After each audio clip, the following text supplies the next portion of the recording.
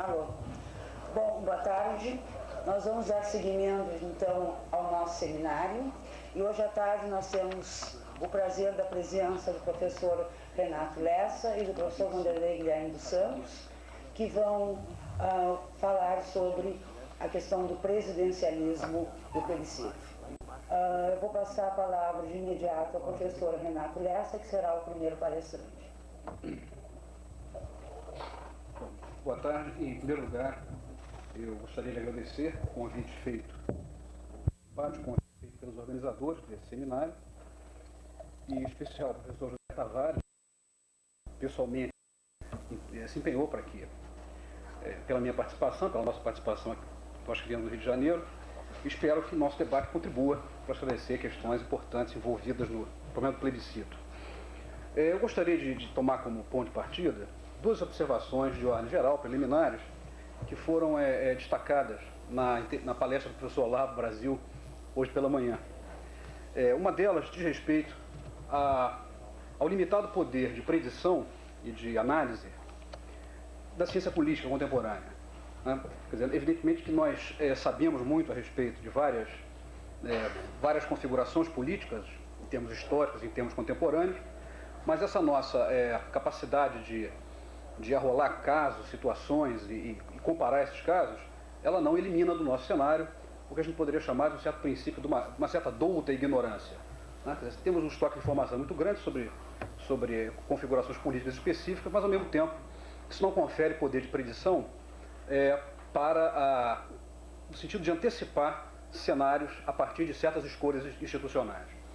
Há uma variedade muito grande de escolhas institucionais no mundo inteiro, tanto no que diz respeito a sistemas de governo como a sistemas de representação, e seria uma arrogância olímpica indesculpável utilizar, sob pretexto de conhecimento científico, uma atitude dedutivista, dogmática, no sentido de tentar fundamentar cientificamente modelos institucionais, tanto do plano do governo como da representação, como modelos verdadeiros. Quer dizer, eu estou convencido que um saudável ceticismo que associa dúvida à investigação constante e à experimentação responsável, talvez possa ser o melhor caminho para ser trilhado nessa discussão nossa a respeito de reforma institucional. Por outro lado, eu também compartilho com o Olavo um certo incômodo em relação ao predomínio de uma perspectiva excessivamente mudancista no debate brasileiro. Quer dizer, eu acho que é um estranho mudancismo, porque ao mesmo tempo em que ele é volátil e extremamente imperativo no ponto de vista institucional e político, ele é inteiramente paralisado no que diz respeito a questões substantivas e sociais. Talvez a gente pudesse encontrar isso, traços disso na própria experiência histórica da política brasileira. Eu consigo, por exemplo, me lembrar da discussão do Império, onde a principal discussão da agenda política dos parlamentares era a reforma eleitoral. Né? Isso, no momento das eleições, para dizer o mínimo, tinha um peso extremamente irrelevante na configuração do mundo político no momento. Então, é um estranho mudancismo que teria como característica básica essa paralisia e o congelamento do debate e das decisões a questões substantivas, por outro lado, uma hiperativação, né, na discussão formal, né, na mudança de modelos, alteração, enfim, de detalhes do ponto de vista do sistema político. Não quero com isso, de maneira alguma, dizer que esse aspecto formal é irrelevante. Mesmo porque a aparência de relevância talvez possa aparecer na propaganda, do jeito que ela vem sendo veiculada, e numa certa tendência observada em muitos de nós, de entrar nesse debate numa perspectiva bacharelesca e até mesmo estética, né? Buscar melhores modelos a despeito da investigação a respeito dos resultados práticos que eles geram nos contextos nos quais eles são aplicados. O formal, quer dizer, o que pode ser definido como formal não é de maneira nenhuma irrelevante, basicamente porque há uma questão de fundo que está presente no debate institucional brasileiro, tanto com relação ao plebiscito, quanto no debate ainda incipiente, mas já real, a respeito de regras de representação. Eu acho que há duas questões básicas aí de fundo, que seriam o seguinte: quer dizer, há uma discussão a respeito da forma de constituição do governo, ao mesmo tempo que há uma discussão a respeito dos mecanismos de constituição da representação, que são dois aspectos fundamentais de qualquer sistema político democrático. Resumidamente, é possível dizer que essas duas questões, tanto constituição do governo como constituição da representação, elas implicam que nós, em 93, vamos ter que decidir no país o peso que o voto popular terá na configuração do mundo político no Brasil. Né? Quer dizer, independentemente do que a propaganda sugere, independentemente de uma certa atitude estética diante dos modelos que estão sendo propostos, há uma questão política fundamental, né, eu diria que é macropolítica, quer dizer, que é mais fundamental ainda, que é exatamente decidir o peso que o voto popular terá na configuração do mundo político brasileiro. É com base nesse enquadramento que eu gostaria de submeter a vocês aqui nessa sessão algumas reflexões, né? Quer dizer, com base nesse tipo de leitura. Quer dizer, para o meu entendimento pessoal, a alternativa parlamentarismo, presidencialismo ou entre diferentes sistemas eleitorais, ela só é elegível, ela só ganha dignidade, só ganha importância se essa questão de fundo for considerada. Quer dizer, o peso do voto no sistema político brasileiro. Diante se essa pergunta for assumida como real, como relevante, eu acho que é possível, correndo o risco de alguma caricatura, imaginar algumas estratégias próprias para tratar dessa pergunta. Poderia chamar, por um conforto analítico, uma estratégia minimalista e uma estratégia maximalista. Tá? Quer dizer, por estratégia minimalista, eu entendo a estratégia fundada no seguinte diagnóstico. O peso do eleitorado no sistema político brasileiro é excessivo, o método de incorporação do eleitorado foi extremamente amorfo, eu diria até mais, o método é praticamente cartorial, no qual o acesso à cidadania política se dá pela necessidade de obtenção de um documento, o título de eleitor, né, que alguns estados antigamente era um requisito para ter carteira de motorista, por exemplo. Né.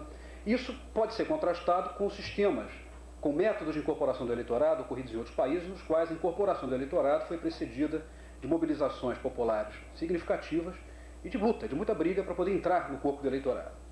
Então, em função de uma certa leitura negativa do nosso processo de incorporação, talvez fosse prudente, segundo uma visão minimalista, imaginar um desenho institucional, um arcabouço institucional que pudesse minimizar o peso do voto popular na configuração do mundo político brasileiro. É desta maneira, né, independentemente da persuasão ideológica dos seus defensores, que eu consigo enquadrar no Brasil contemporâneo a alternativa parlamentarista. Tá? Porque um dos fundamentos básicos da alternativa parlamentarista é a ideia da unidimensionalidade do voto. Quer dizer, o cidadão é dotado de um tipo de voto, e nesse mecanismo unidimensional, que nós vamos contrastar depois com o mecanismo que eu vou chamar de bidimensional, o que ocorre é que se pede ao sistema de representação que ele seja capaz de produzir governo. Quer dizer, o mesmo gesto que permite que o eleitor configure a representação, ou seja, escolha seus deputados, ele traz embutido dentro dele a produção futura do governo. É nesse sentido que eu estou falando, que eu estou me referindo a uma estrutura de voto unidimensional. Quer dizer, o mesmo voto escolhe a representação e, por extensão, quando se configurar maiorias no plano do parlamento, o governo será produzido. Esse tipo de unidimensionalidade, quer dizer, situações nas quais se pede ao sistema de representação que produza governo, gera assim dois cenários mais ou menos clássicos. Um deles é um cenário no qual se privilegia uma dimensão, que é a dimensão da governabilidade. Quer dizer, trata-se de extrair dos sistemas eleitorais maiorias que possam sustentar governos estáveis. Quer dizer, pede-se, portanto, o sistema da representação que produza governo e, mais ainda, que ao produzir governo, né, garanta a manutenção desse governo com mínimo de estabilidade. Isso ocorre em cenários políticos onde a gente observa a combinação entre parlamentarismo e sistemas eleitorais majoritários, né, o que a gente chama, de maneira imprecisa, de sistemas distritais. Sistemas de distritos uninominais, nos quais apenas um candidato, quer dizer, um distrito uninominal, e o candidato eleito é o mais votado daquele distrito, daquela circunscrição eleitoral. Tal como, por exemplo, o sistema vigente nos países da Comunidade Britânica. Quer dizer, são sistemas capazes de a cada eleição extrair maioria, mas a um custo relativamente alto no que diz respeito à representação.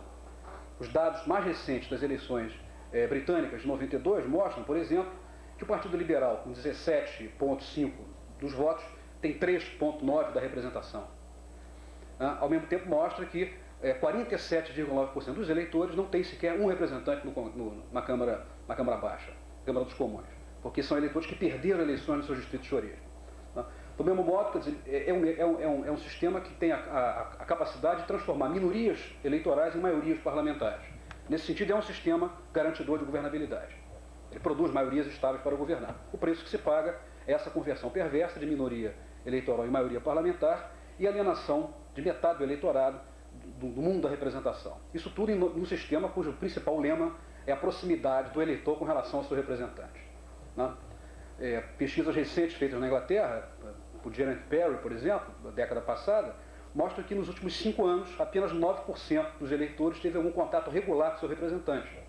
Isso em distritos uninominais. O que me faz imaginar que essa coisa de mandar cartinha para o seu representante é coisa existe em filme de Frank Capra. Talvez seja um cenário reduzido a filme de Frank Capra. Talvez corresponda a pouco à dinâmica política real desses países, né, regulados por sistemas uninominais. Então esse é um cenário possível da unidimensionalidade do voto nos sistemas parlamentaristas. Quer dizer, ao se produzir, ao se viver sob um sistema eleitoral que maximiza a governabilidade, paga-se um preço caro da dimensão da representação. A alternativa a esse cenário, ainda no contexto parlamentarista, é oferecida por países como a Itália, como Israel, que são países onde a gente observa a combinação entre parlamentarismo e proporcionalidade. Nesses países, o problema que aparece é que a ênfase na representação faz com que, no plano do parlamento, apareça várias identidades partidárias e com a exigência de formação de governo com base em 50% mais um, o governo de coalizão ele é inevitável. E o problema que se coloca, não há nenhum problema com o governo de coalizão. Inclusive o argumento que eu vou fazer logo a seguir com relação ao presidencialismo leva inevitavelmente a governo de coalizão. O problema é que nestas coalizões, sob circunstâncias parlamentaristas e proporcionais, a coalizão é pós-eleitoral. A coalizão será feita, se necessária, no parlamento, com os partidos que se dispuserem a cooperar nessa coalizão, levando a algumas distorções razoáveis, como as que ocorrem na política de Israel, na própria política italiana. É que quando nós estamos em 48,5% para fechar a coalizão, o preço a ser pago pelos 2% seguintes é muito alto, em termos de participação no governo. Basta a gente lembrar o peso que os partidos religiosos têm na política israelense, né, tanto em casos da maioria conservadora do Likud, como em casos da maioria do Partido Trabalhista. São eles que jogam o papel de fiel da balança. Portanto, as coalizões são feitas a posteriori, nem sempre refletindo a vontade do eleitor, que ao votar no partido, rejeita que esse partido faça coligação com outro partido. Bom, para não alongar muito esse sobrevoo nessas experiências, eu diria o seguinte, que esses dois casos, tanto o que maximiza a representação, mas paga o preço de governabilidade, quanto o anterior, que maximiza o governo, mas paga o preço da representação, são cenários nos quais existe um sistema, um modelo de voto, se é que eu posso usar essa expressão, com características unidimensionais. É possível contrastar esse cenário com que talvez seja a alternativa maximalista diante daquela pergunta originária que eu fiz no início da minha exposição. Quer dizer, como ponderar o peso do voto no sistema político brasileiro? Do meu ponto de vista, que deve se manter até o dia 21 de abril, talvez a maneira de maximizar o peso do voto no sistema político seja imaginar um sistema caracterizado pela bidimensionalidade do voto. Bidimensionalidade em que sentido? No sentido de que eu produzo o governo ao votar e não pago nenhum preço por isso ao produzir representação. Quer dizer, que o meu ato de escolha do governo, ele não tem nenhuma ele não é limitado pelo meu ato de escolha da representação. Eu não tenho que fazer nenhuma troca entre esses dois esquemas. O requisito para que isso seja possível é o requisito da eleição direta do governante associada à eleição dos representantes. O meu modo de perceber essa combinação é o máximo de extensão possível do peso do voto do sistema político, talvez seja configurado pela combinação entre presidencialismo e representação proporcional. Presidencialismo, primariamente, até mais tarde eu vou estabelecer algumas considerações, pela possibilidade de escolha direta do chefe de Estado e do chefe do governo. E proporcionalidade, pelo fato de que, se democraticamente eu posso ser privado de governar, eu não posso ser privado democraticamente de ter representantes. Tá? Quer dizer, o princípio majoritário é democrático na Constituição do governo. Meu presidente foi derrotado democraticamente. Agora, não há nenhum argumento democrático que possa me privar de ter acesso à representação. O único mecanismo capaz de garantir, né, que eu tenha acesso democrático à representação, um mecanismo, que na verdade são vários mecanismos, mas são deflagrados por uma concepção maior, que é a concepção do princípio da proporcionalidade. E me garante esse tipo de coisa. Me garante uma certa compatibilidade entre as identidades existentes no mundo social, no mundo político, e a sua projeção em miniatura no mundo parlamentar. Então, é nesse sentido que eu acho que a pergunta inicial a respeito do peso do voto, se busca uma estratégia maximizadora desse peso do voto, há que se considerar, né, o presidencialismo com proporcionalidade, o que, se o argumento é plausível, nos encaminha para uma discussão que eu vou fazer a seguir a respeito de que reformas são necessárias e importantes, né, para que nessa opção maximizadora, né, para que essa opção maximizadora seja realmente exponenciada, seja realmente levada até as suas últimas consequências.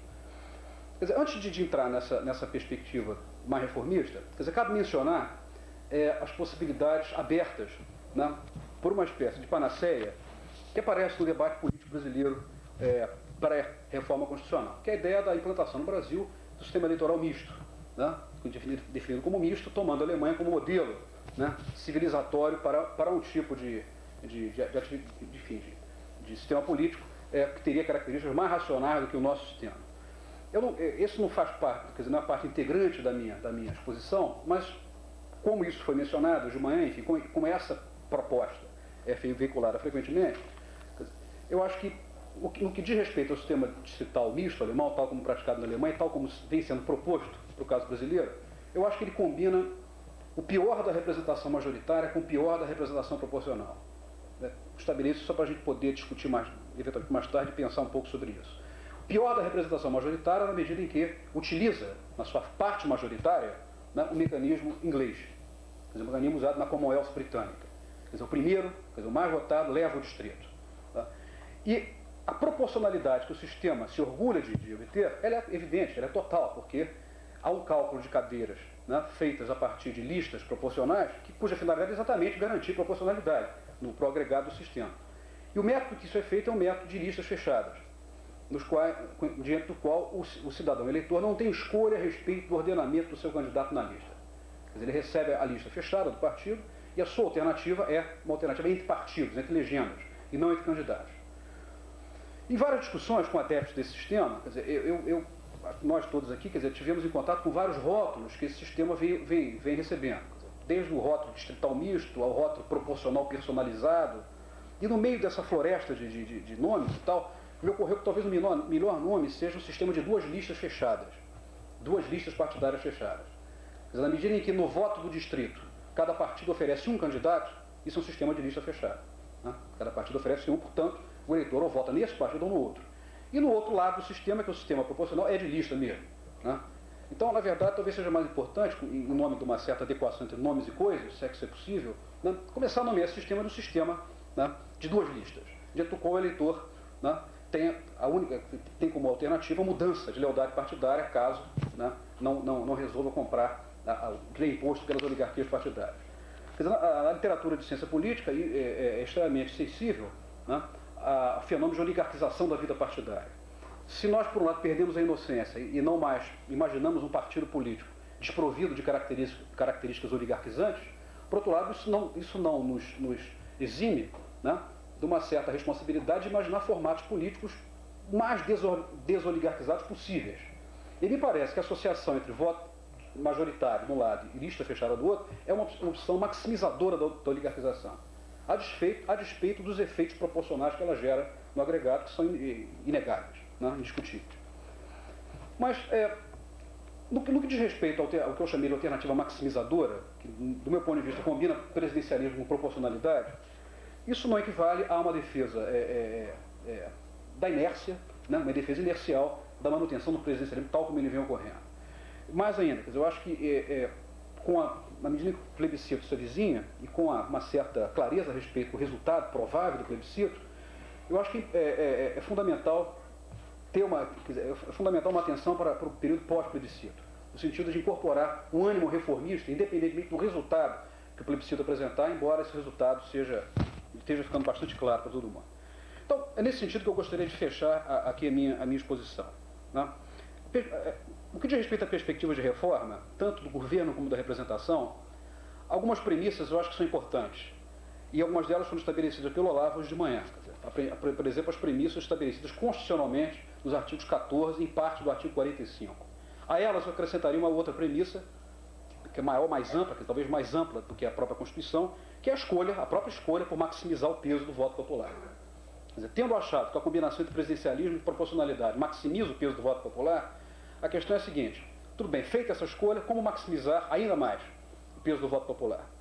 No que diz respeito à constituição do governo, né, nessa agenda reformista mínima, né, na medida em que procura fazer alterações no modelo vigente, talvez seja importante discutir coisas tais como coincidência de calendários eleitorais, né, com a redução do mandato do presidente para 4 anos, fazendo coincidir a sua eleição com a eleição da Câmara Federal, do Senado, quer dizer, a Câmara dos Deputados, do Senado Federal, governos estaduais e assembleias legislativas.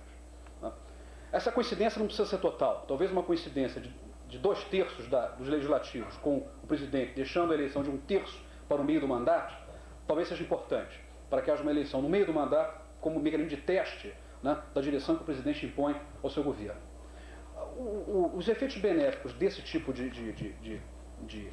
casamento eleitoral, quer dizer, não decorrem isso não é uma ideia mirabolante, quer dizer, o número 4 como número cabalístico, número mágico, simplesmente decorre de uma pergunta prudencial, prática. Como é que eu faço para evitar o que aconteceu em 89, o cenário de 89?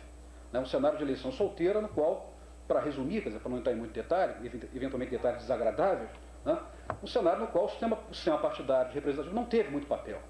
Né, a disputa se resolveu em função de outros critérios, de outro tipo de racionalidade. Como é que eu evito essa racionalidade perversa? Evidentemente que eu não tenho como evitá-la completamente, mas eu tenho como não repetir erros, né, pregressos que eu sei que foram nefastos. Um mecanismo possível é este, que eu estou enunciando. Né, o casamento de eleições, quer dizer, usar a simultaneidade de eleições como uma maneira de fazer com que os partidos políticos sejam mais significativos na disputa eleitoral, fazer com que haja mais espaço para disposição coalicional. Coalizão passa a ser uma coisa racional e não uma atitude completamente desvinculada do que se passa na política real, e em função de coisas muito simples. Quer dizer, nenhum candidato a presidente será viável se não tiver a possibilidade de eleger alguns governadores-chave, se não tiver a perspectiva de eleger parte considerável do Congresso. Né? Num cenário como esse, onde há muitos cargos em disputa, talvez seja mais racional um comportamento partidário cooperativo, né, de características mais coalicionais, voltado para coalizões. Né? Essa é uma ideia que eu acho que é importante incorporar, né, numa discussão a respeito de o que fazer com o presidencialismo depois do dia 21 de abril. Né?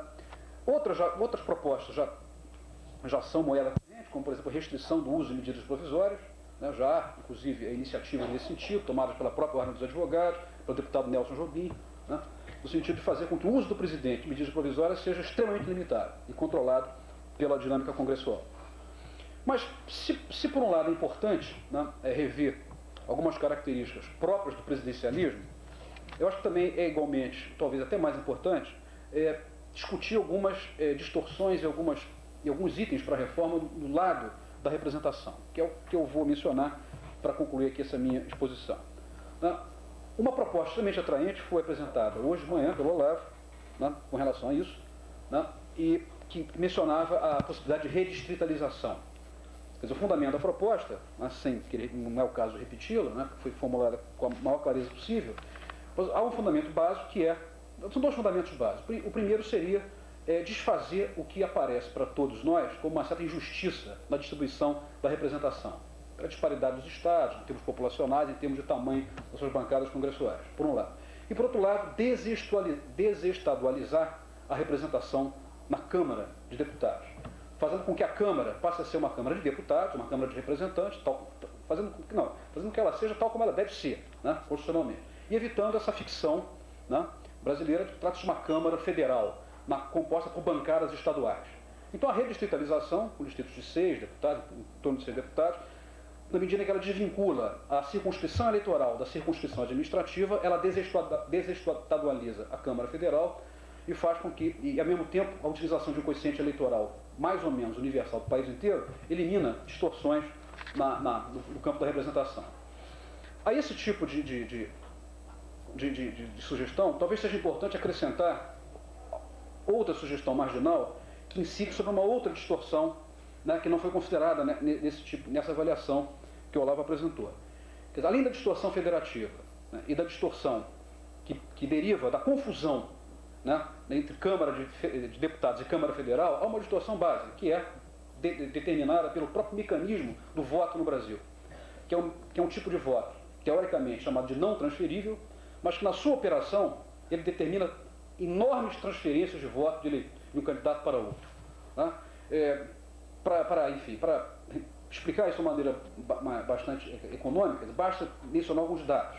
A representação parlamentar do Rio de Janeiro, na Câmara Federal, na Câmara de Deputados, abuso da expressão, tá vendo?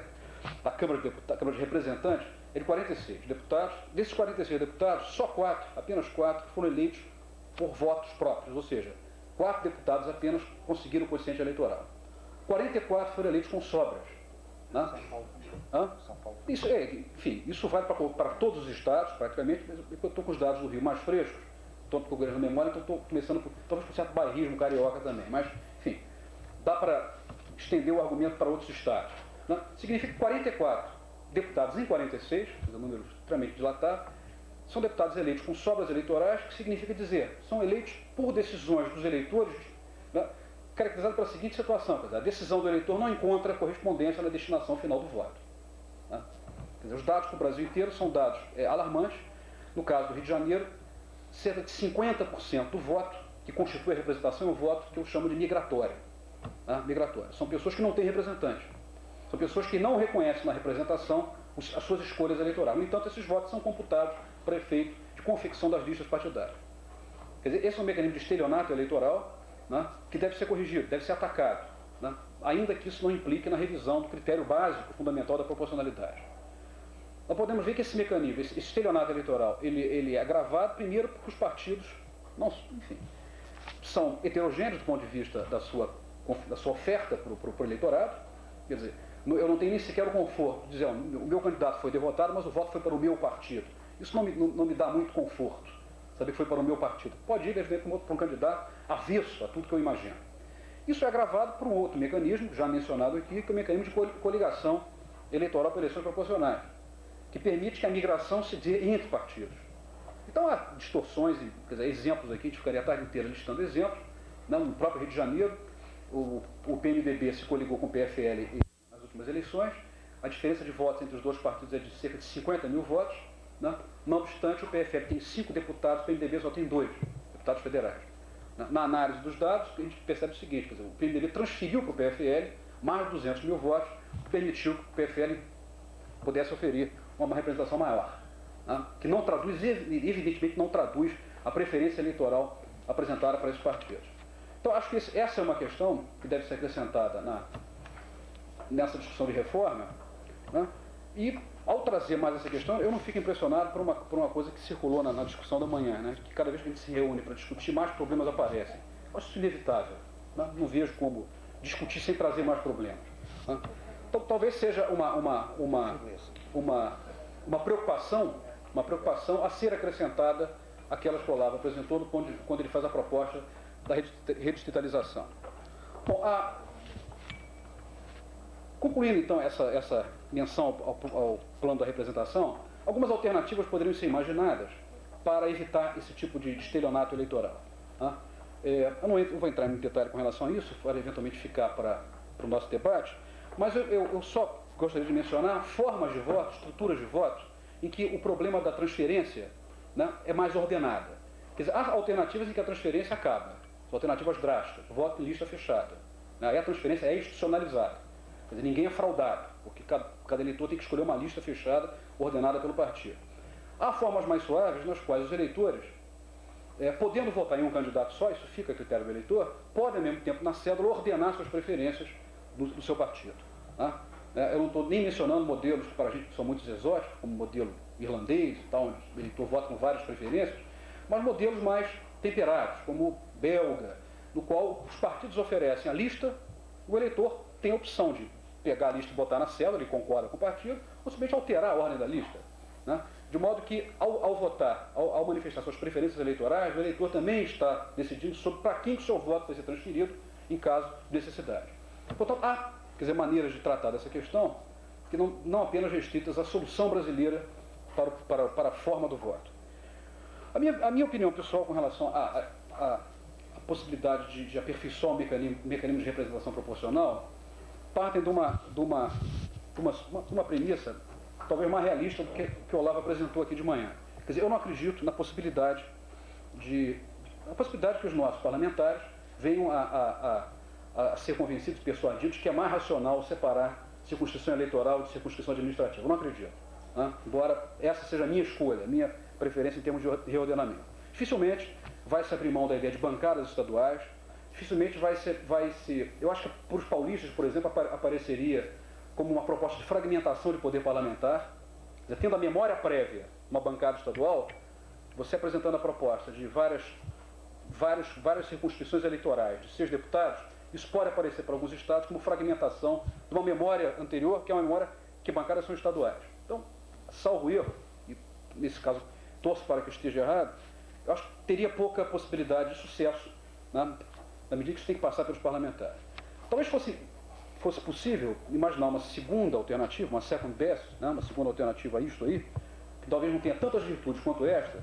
Acho que seria a seguinte, né, que eu submeto aqui para a gente discutir e ao submeter eu fecho aqui a minha apresentação.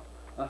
Talvez seja possível mantemos como está, né, mínimo de 8, máximo de 70, tal como está, né, no máximo com alguma correção, né, no máximo, quer dizer, estendendo para alguns estados que gritantemente dizem que estão sendo subrepresentados, mas mantendo essa disparidade, imaginando a seguinte possibilidade. Feita a eleição, configuradas as bancadas, pega-se a votação de cada partido que disputa a eleição e divide-se essa votação por um quociente nacional, que é o resultado da divisão do número de eleitores pelo número de cadeiras no Congresso. Com esse quociente na mão, é possível ver que partidos obtiveram na eleição mais deputados que deviam ou partidos que obtiveram menos deputados. A partir desse cálculo é possível imaginar o que a gente pode chamar de cadeiras de compensação. Partidos que foram subrepresentados na primeira votação, na eleição, podem ter direito, portanto, a cadeiras de compensação, prêmios, né, que façam com que, né, a sua subrepresentação inicial seja compensada de alguma maneira. Quer dizer, há alguns sistemas eleitorais que já adotam essa forma de compensação. A virtude dessa alternativa seria o seguinte: a primeira é obter uma representação mais aproximada, quer dizer, mais aproximada do tamanho das preferências eleitorais, por um lado. Por outro lado, quer dizer, é uma maneira de desestadualizar também a nossa concepção de Câmara de Deputados. Porque não se trata, quer dizer, eu pelo menos tenho muita dificuldade de imaginar estados subrepresentados. Eu consigo imaginar partidos subrepresentados ou superrepresentados. Na medida que eu corrijo a sub e superrepresentação através de cadeiras de compensação alocadas a partidos, eu estou supondo que os partidos é que são titulares, têm direito a esse tipo de justiça distributiva, e não estados que são penalizados ou mais ou menos penalizados. Então é o PFL que é superrepresentado no Nordeste, talvez seja o PT, o PSDB que é subrepresentado porque tem sua representação concentrada em áreas metropolitanas do Sudeste. Enfim, a fisionomia da super e da subrepresentação ganha uma dimensão política e partidária. Talvez seja uma boa maneira de discutir, né, evitando o argumento, né, que cola isso na questão federativa e que, ao mesmo tempo, mantém, quer dizer, contribui para manter a nossa representação da Câmara de Representantes como simplesmente um condomínio de bancadas estaduais. Quer dizer, outros problemas eventuais presentes no sistema de representação, talvez seja importante mencionar da maneira muito rápida, além dessa proposta de reajuste, acho que é importante mencionar um problema que frequentemente é apresentado como subversivo, como desorganizador, né, que é o problema dos pequenos partidos. Frequentemente a gente observa, não podemos ter 50 partidos, isso é um absurdo. Os pequenos partidos desorganizam a representação, tornam o mundo parlamentar inautêntico. Então, alguns dados para a gente ponderar essa nossa fobia a pequenos partidos. Dos anos 80 para cá, o peso dos partidos pequenos é o seguinte: eles detêm 2,9% das assembleias legislativas, 2,7% do Senado, um prefeito de capital, 5,5% dos governadores estaduais e 2% da Câmara Federal. Esse é o peso, né, real dos pequenos partidos. Eliminados os pequenos partidos, elimina esse enorme problema que eu acabei de listar. Eu vou resolver: 2% da Câmara Federal serão banidos do mundo parlamentar e o parlamento melhorará a sua qualidade de maneira radical. Né? Então, é importante, quer dizer, levar em conta esses dados para ver o impacto real que esses pequenos partidos têm. Onde é que reside o problema? No que nós já mencionamos aqui. O problema talvez resida nas coligações para eleições proporcionais e na fidelidade partidária, que eu acho que são mecanismos que devem ser discutidos, né, como indutores a maior autenticidade e consistência do sistema partidário. Bom, são essas as considerações que eu queria fazer nessa apresentação e, eventualmente, podemos voltar durante o debate a outras coisas. Obrigado.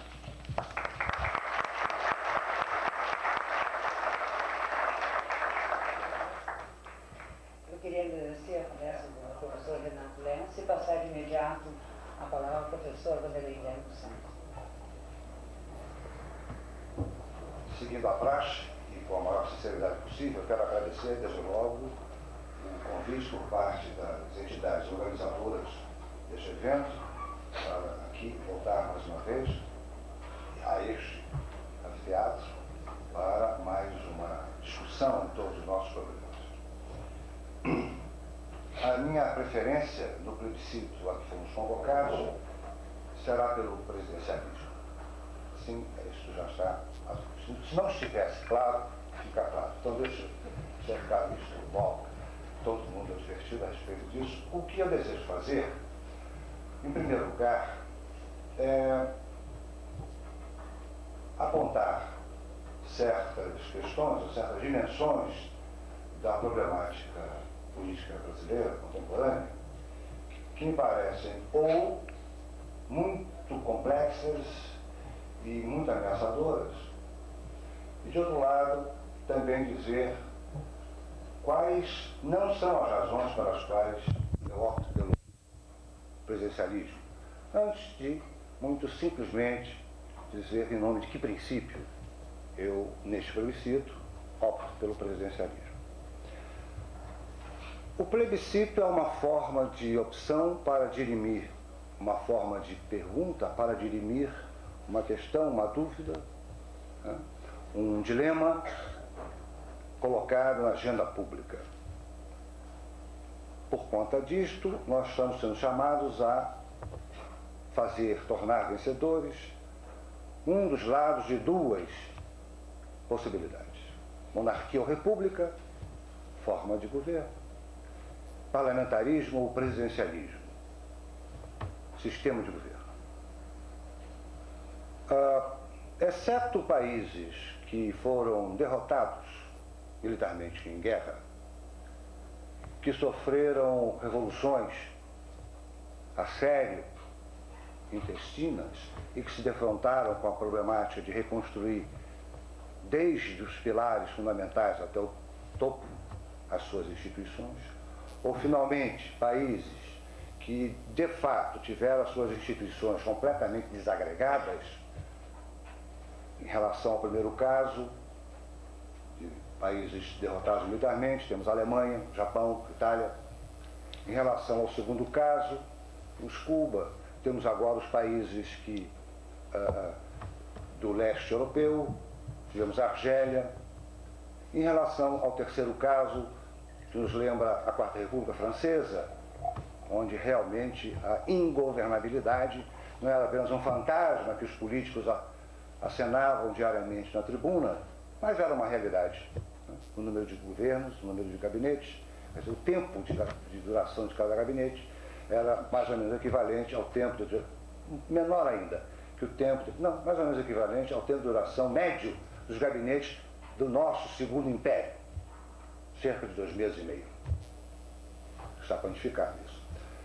Exceto nestes casos, nenhum país moderno, na sua fase, sua história moderna, contemporânea, colocou a sociedade, colocou a si próprio diante destas alternativas, simultaneamente.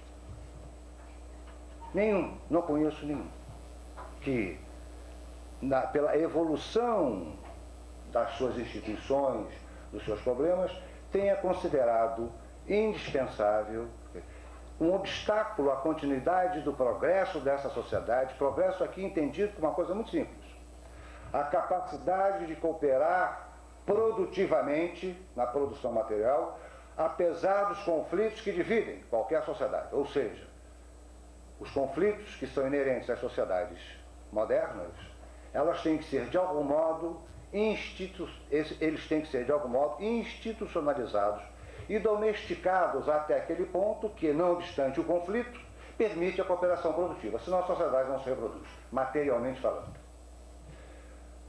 É por isto que, em circunstâncias como derrota numa guerra, esfacelamento do sistema político ou uma revolução, exceto por essas condições, nessas condições obrigam a se rediscutir quais são as instituições que vão institucionalizar o conflito a tal ponto que eles possam, de tal maneira que se possa ter, não obstante eles continuam a se desenvolver enquanto conflitos, mas não comprometem ou não impedem a cooperação produtiva, material da sociedade. Mas nós, a nossa classe política e nós, não nos contentamos com essas duas questões que já tínhamos sido convocadas.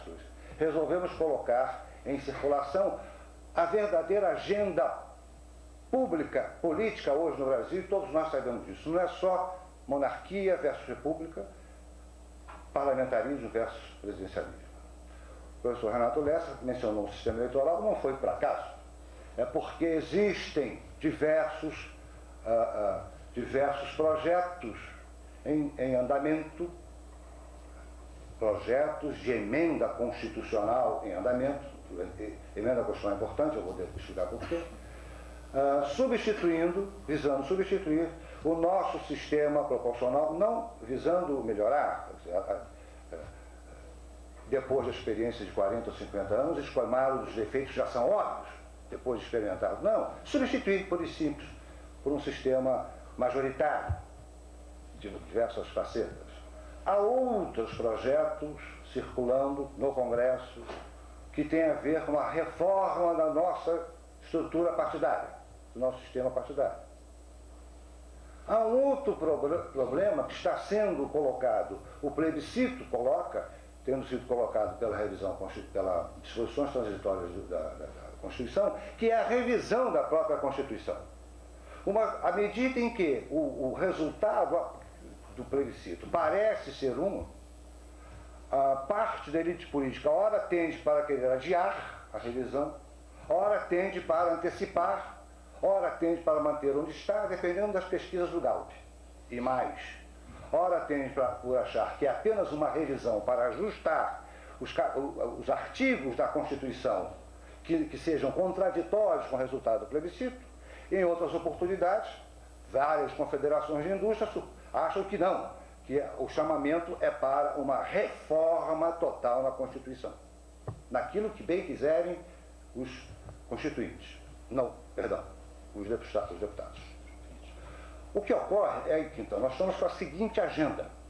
Nós estamos com a agenda de escolher forma de governo, sistema eleitoral, sistema partidário, revisão da Constituição, setor ou sem parte, e mais o problema da federação, no que diz respeito ao problema da representação das unidades que compõem a federação nos seus órgãos de deliberação, na Câmara. Esta é a pequena agenda que está sendo colocada para nós decidir no período, no espaço do término do mandato dessa legislatura. E mais, por mecanismos, ritos e processos inteiramente diferentes. Porque sistema de governo e forma de governo, nós vamos resolver esse problema pelo plebiscito. Se é que vamos. Sistema eleitoral, como está, é um parágrafo da Constituição, requer uma emenda constitucional. O que isso quer dizer? Tem que obter, para haver mudança, a proposta de mudança tem que ser aprovada por 3/5 em 2 vezes em cada casa do Congresso, na Câmara dos Deputados e no Senado. Por isso que é importante o problema da revisão, se a revisão é reforma. Porque a revisão constitucional chamada pela Constituição, ela é uma simples revisão, ela define o rito, que é o seguinte: uma votação com maioria absoluta, mas numa votação só, numa reunião unicameral. Reúne Senado e Congresso, Senado e Câmara, faz a votação das propostas de revisão, e o que tiver maioria absoluta está introduzido. Ou seja, não precisa correr aquele rito da emenda constitucional. Por isso que é complicado. Se pretende fazer uma reforma da Constituição com o rito de mera adaptação. O problema do sistema partidário já é diferente. O sistema partidário é lei ordinária. Até a maioria simples resolve o problema. Há vários projetos correndo. A maioria simples, havendo na Câmara, digamos, 207 deputados presentes, 207 a 514, não sei isso, 253 deputados presentes, 175 por aí, votos a favor, muda o sistema partidário brasileiro. Porque o rito para isso é apenas isso. O problema da representação dos Estados também é constitucional, requer emenda constitucional. Então nós estamos num imbróglio, né, de ritos, processos e chamadas e uma agenda que, caros colegas, Nenhuma democracia estável, contemporânea, passou por uma condição de tamanho estresse institucional, de tamanha pressão institucional, exigindo de parlamentares e eleitores e de cidadãos uma atenção permanente sobre as questões as mais variadas, as mais complexas. Nenhum sistema fez isso. Não existe exemplo. A Dinamarca não foi assim, a Suécia não foi assim, a Suíça não foi assim, a Áustria não foi assim. Não existe exemplo. Esses processos de arranjos institucionais, de alargamento do eleitorado, de fixação de uma fórmula eleitoral, de aperfeiçoamentos no sistema eleitoral ou até eventualmente de mudança. Eu vou dar um exemplo de quando é que mudou, por que mudou, não foi cálculo de boa-fé política nenhum, mas chegaremos lá. E todas essas questões do sistema partidário, tudo isso foi se resolvendo para e passo da extensão do avanço da cidadania, do direito do sufrágio, da redução das barreiras à entrada, isto é, das barreiras à participação política, que quando começa o sistema moderno, eram de toda a ordem, barreiras do sexo, barreira da renda, barreira da idade, barreira do credo religioso, às vezes barreira da cor, barreira da educação. Tudo isso fazia com que a cidadania, nos inícios da Idade Moderna, era um corpo muito pequeno de eleitores. À medida em que essas barreiras vão caindo, que o mercado de votos vai crescendo, é que a experimentação com fórmulas as mais variadas em todos os países contemporaneamente democráticos vão sendo feitas, vão sendo mais ou menos alteradas na margem, experimentando com muito vagar. Porque não se trata, nós falamos às vezes, num arrobo de retórica, de engenharia institucional. Antes se trata, na verdade, de ourivesaria, mas assim, é ponto muito fininho, com microscópico, às vezes uma mudancinha muito simples, uma mudancinha muito pequenininha, produz, porque isto é o resultado, é assim que é a vida das sociedades, produz resultados inteiramente para além das expectativas em relação daquele soldado japonês, ou cidadão japonês, que apenas apertou a válvula de descarga e quando caiu a bomba atômica, isso apenas apertei a válvula de descarga. No caso, realmente, não havia, na piada, né? Ninguém se lembra, ninguém sabe, ninguém riu, não havia nenhuma associação. Na vida institucional das sociedades modernas, não se vai mudando as coisas assim rapidamente e sem se experimentar devagar, porque as consequências nós não podemos antecipar. Então, mas não adianta chorar sobre leite derramado. Apenas eu gostaria de chamar a atenção dos colegas que nós não estamos enfrentando um problema simples já vivido por outras sociedades. Não, eu não conheço, pode ter existido, mas meu conhecimento é limitado, mas das histórias que eu estudei ou que tenho alguma familiaridade, das democracias contemporâneas, nenhuma delas enfrentou em nenhum momento este tipo de agenda pública, institucional, porque são todas as instituições básicas da nossa vida política que estão em tela de juízo, estão sendo chamadas a serem mudadas. Todas, não sobrou nada. Né? Não tem nenhuma, não conheço nenhuma, porque já está falando o judiciário também, que precisa tem que haver algo que precisa ser feito em relação ao judiciário, não sobra nada, vamos pensar tudo outra vez. Né? Bom, esta não é uma condição propícia à evolução das sociedades, não foi assim que elas mudaram. A evolução, para chegar no estágio que chegaram, tomou-se décadas, às vezes tomou-se um século, ou mais de um século. Né? Por exemplo, o primeiro ato da reforma, o primeiro grande ato da reforma na Inglaterra, que alargou o número de eleitores pela diminuição dos requisitos de renda, é em 1862, quando ela começa, então, é o primeiro passo. Aquilo simplesmente aumentou de 0,2 para 0,5 o número de eleitores, mas já foi uma senhora bagunça na elite inglesa da época. Até a última barreira à entrada cair, que como sempre, em todos os países foi o voto feminino, passou-se praticamente um século, porque o voto feminino na Inglaterra foi conquistado em 1928. Então, é durante um século que a Inglaterra vai experimentando, vai fazendo coisas, vai modificando suas regras, né? E os países europeus, a mesma coisa. Desde 1817, quando a Suíça começa a organizar o seu sistema em termos de parlamentarismo muito específico, que é o parlamentarismo suíço, até a queda da última barreira à entrada, isso em 1817, no século passado. A última barreira à entrada a cair na Suíça, não podia deixar de ser, foi o voto feminino. Sabem os colegas quando isso aconteceu? Em 1970. Quer dizer, esses países que nós tendemos às vezes a idealizar, achando que no século XVIII a Dinamarca amanheceu monarquista, parlamentarista, proporcional e tudo isso não existe em nenhuma história. Não existe em nenhuma história.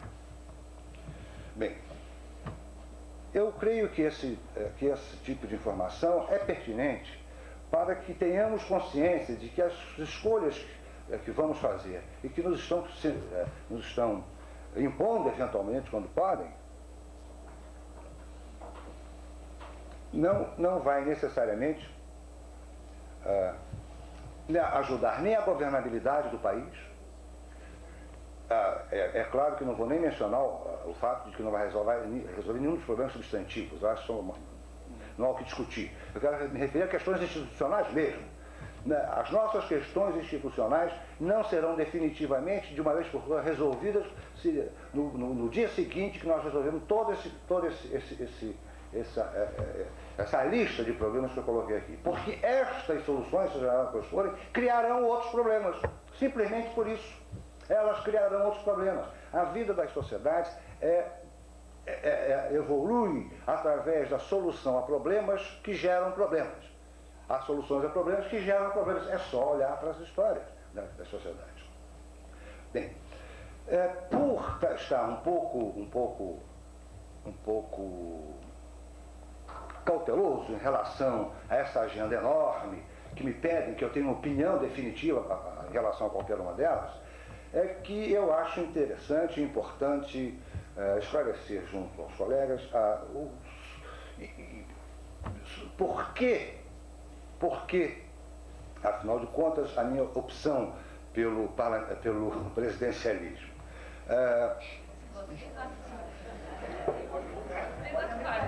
Ainda que fosse a minha opção pelo parlamentarismo, eu poderia continuar no que eu vou dizer agora, exceto a última coisa. Bom, qual é o tipo de discussão que para mim não está em causa? Não está em causa para mim, e por razões que já foram ditas de manhã e o Renato assistiu agora, a possibilidade de que nós possamos desenhar conceitualmente um belíssimo, coerente sistema político, sistema de governo, e mais sistema eleitoral, mais sistema partidário, etc. E, uma vez levado à prática, que ele produza os resultados esperados pela teoria. Não creio nisso porque isso não aconteceu em país nenhum. Hein? E isso por que não acontece? Não acontece porque a sociedade, todos esses conceitos, todas essas leis, todas essas instituições, elas são praticadas pelas pessoas, elas passam pela subjetividade de todos nós que fazemos parte da sociedade. E a própria sociedade digere e amolda estas instituições, essas propostas, muitas vezes levando-as para finalidades, ou para fins, ou para resultados que não estavam na cabeça de ninguém, de nenhum daqueles que propuseram. Eu talvez dê exemplo daqui a pouco, de dois desses casos, ou de três. Portanto, eu não acredito, senão no experimentalismo, senão na experimentação, na avaliação crítica dos resultados reais que nós vamos obtendo com as nossas instituições, as formas possíveis de adequar o funcionamento delas aos valores que nós temos, e esta é uma outra questão, vamos chegar lá. Não acredito, portanto, nesta possibilidade. Também, minha opção não é porque eu considere o presidencialismo democrático e o parlamentarismo não democrático.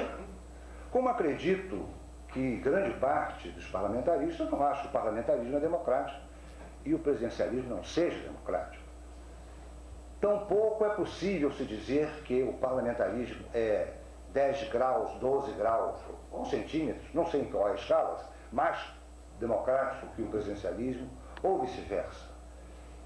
E, na realidade, eu tenho maior respeito pelos parlamentaristas e pelo sistema parlamentarista. E acho que é um sistema absolutamente respeitável. Seria, creio eu, uma tonteria, seria uma tolice, né? Afirmar, creio, que a Índia é mais democrática do que o Brasil, porque ela é parlamentarista e nós somos presidencialistas, tal como seria, acho eu, estultícia dizer que os Estados Unidos, porque detém o maior PIB do mundo, é mais democrático, sendo presidencialista, do que a Suécia, que tem um PIB menor do que porque é parlamentarista. Mas veja, ao dizer isso, eu tenho um problema.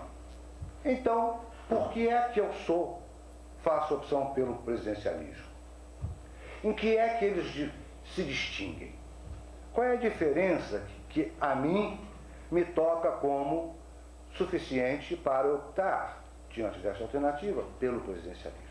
Bom, então vamos ao ponto agora essencial. Me tomarei talvez mais 10 ou 15 minutos na paciência dos colegas. Em primeiro lugar, o parlamentarismo, quando surge no mundo, não surge como parlamentarismo, nem como plebiscito contra o presidencialismo. O parlamentarismo, né, surge, não existia presidencialismo, isso é nada, isso nunca houve nenhum plebiscito na Suécia, na Dinamarca. Presidencialismo não tinha nada disso. Né? Nem ninguém se dizia parlamentarista, nem havia tratados de parlamentarismo, não havia nada, não havia nada. Havia uma coisa muito simples.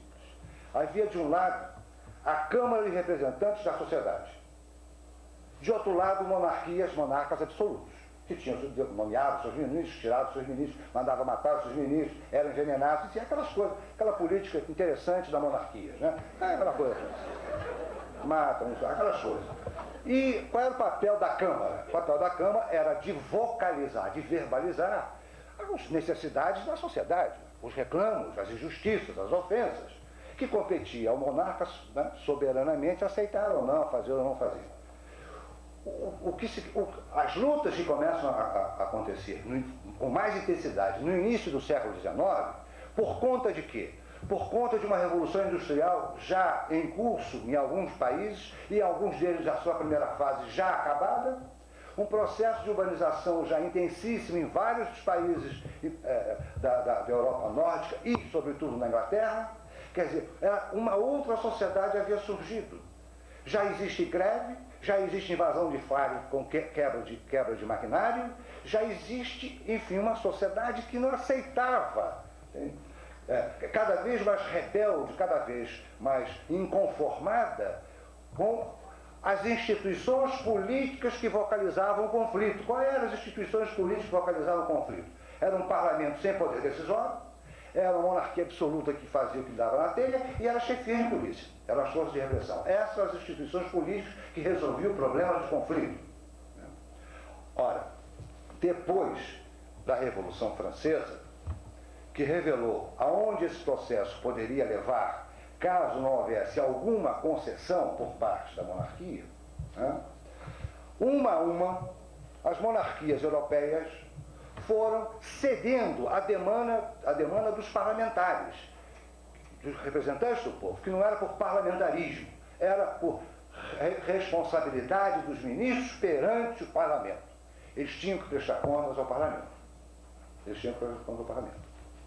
As monarquias europeias, face ao que havia acontecido com seus primos franceses, inverteu o provérbio clássico e entregaram os dedos do poder para guardar, né, os anéis, né, da riqueza e dos estados.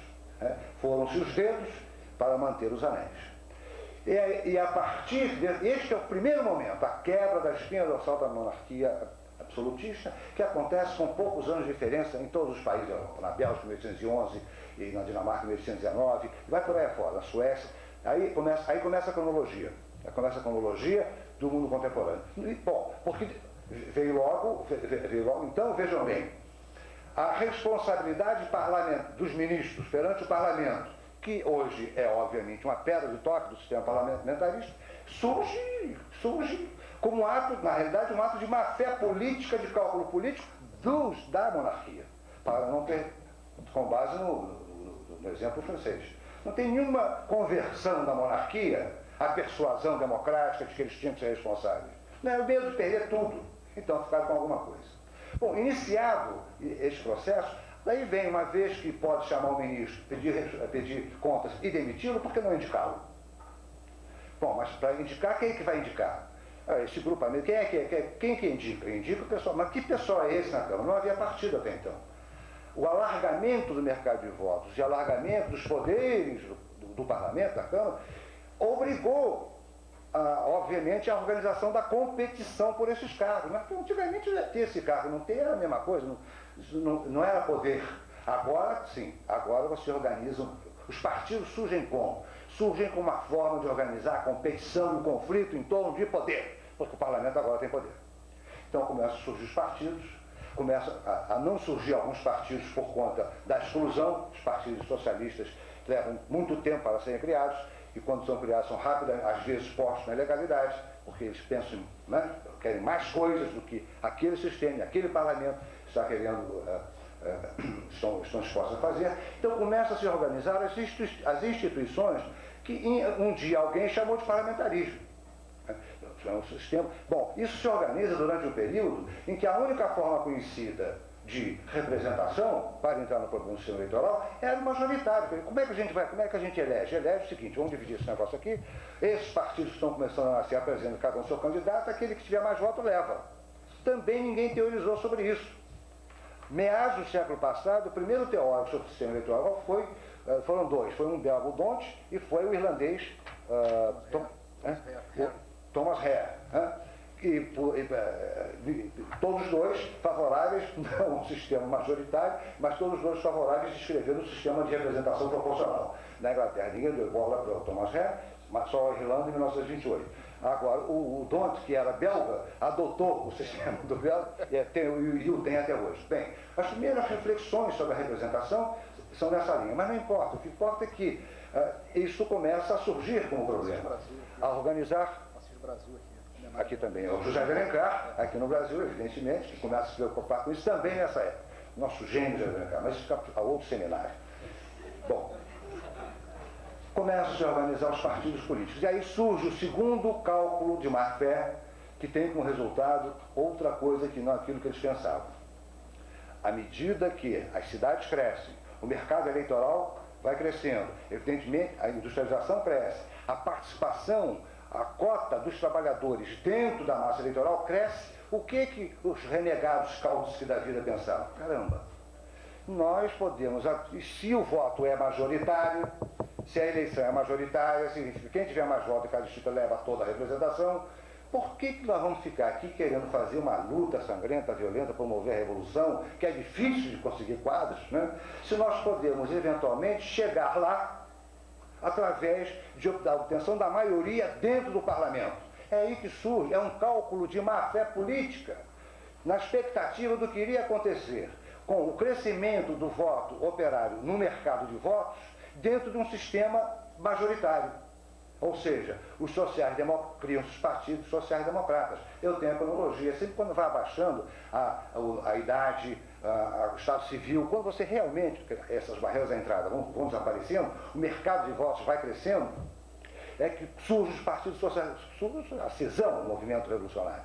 Surgem os partidos sociais-democratas que esperavam fazer, pela via legal, legítima e parlamentar, a tirania da maioria sobre a minoria e chegar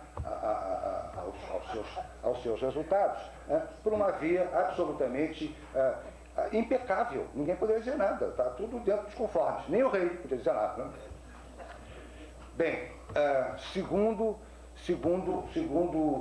ato de má-fé, que deu uma coisa importante: a adesão de partidos representativos de uma nova ator social, que era o operariado, o proletariado, jogando o jogo da democracia. E pressionando para que se alargasse,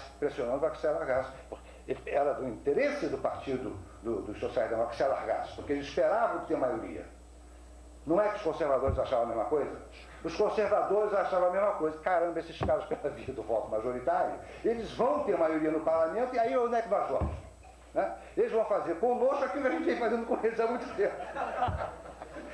Por este cálculo de uma eticidade a toda prova, uma coisa assim, sem jaça, introduzir o voto proporcional para a defesa das minorias. Mas é verdade, eu tenho essa cronologia. São os conservadores, quando começam a perder, as eleições começam a ficar pau a pau, enquanto tinham maioria, vamos mudar esse negócio. E pela maioria impuseram, contra a vontade dos sociais-democratas, a substituição do voto distrital, majoritário, perdão, pelo voto proporcional. Isso se dá ou imediatamente antes ou imediatamente após o quê? A instalação em toda a Europa do sufrágio universal. Que aí não aconteceu nada disso também. Para desespero dos sociais-democratas e talvez desespero também dos conservadores, que viram depois que não precisavam chegar a tanto,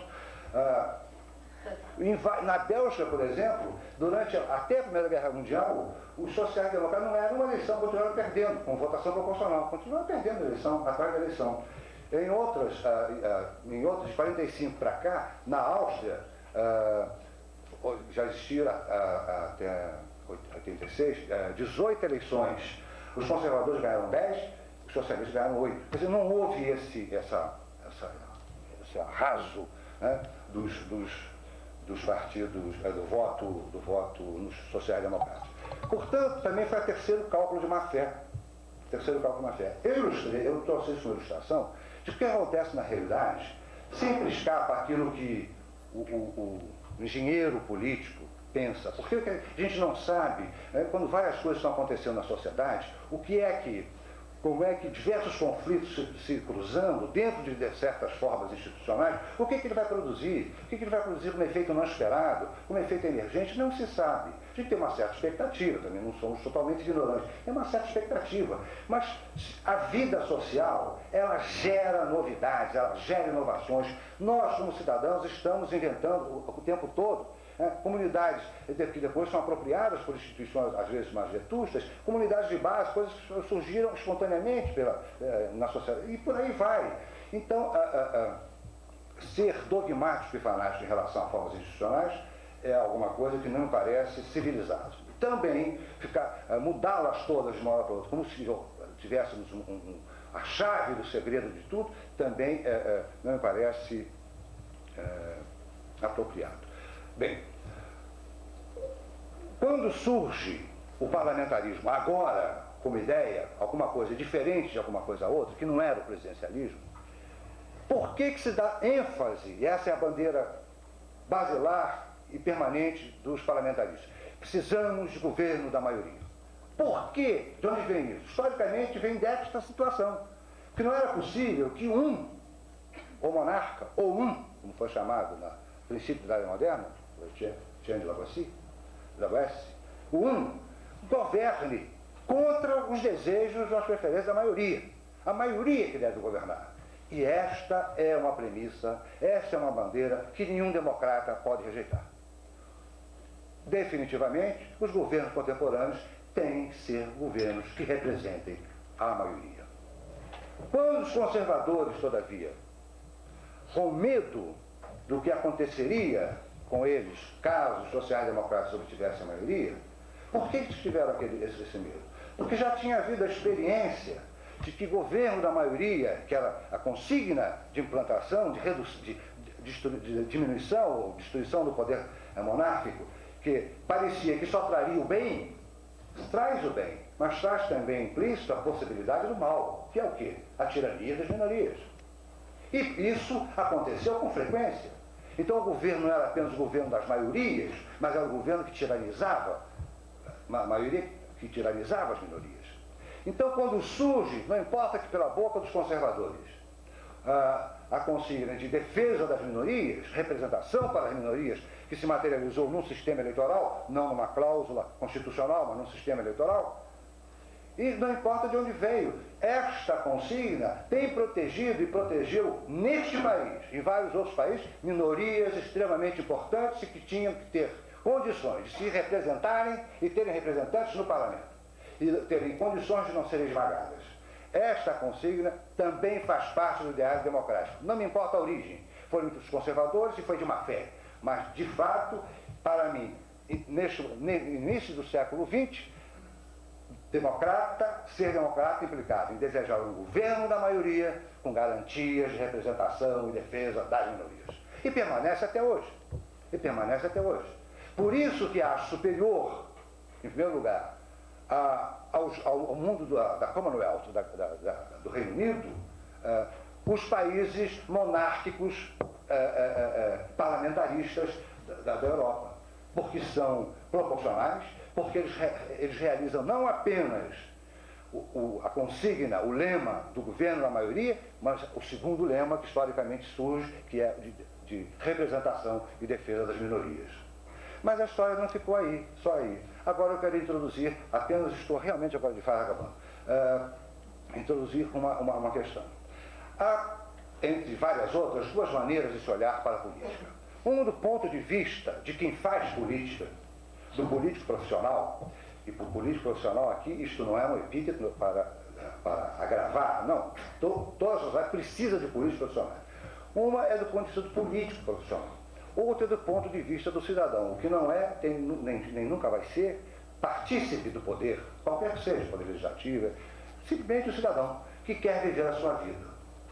Ora, eu acredito que no mundo contemporâneo, um mundo complexo, um mundo extremamente heterogêneo, um mundo cheio de clivagens, ao mesmo tempo que é um mundo com uma pletora de direitos que se fomos adquirindo ao longo da história, estou falando das sociedades, né? Nós, todos. Existe a possibilidade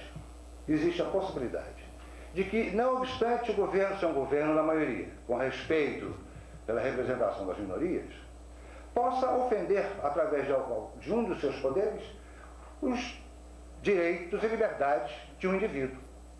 Eu, por exemplo, eu. Quando eu penso nessa possibilidade, eu penso na origem do presidencialismo, que também não foi contra o parlamentarismo.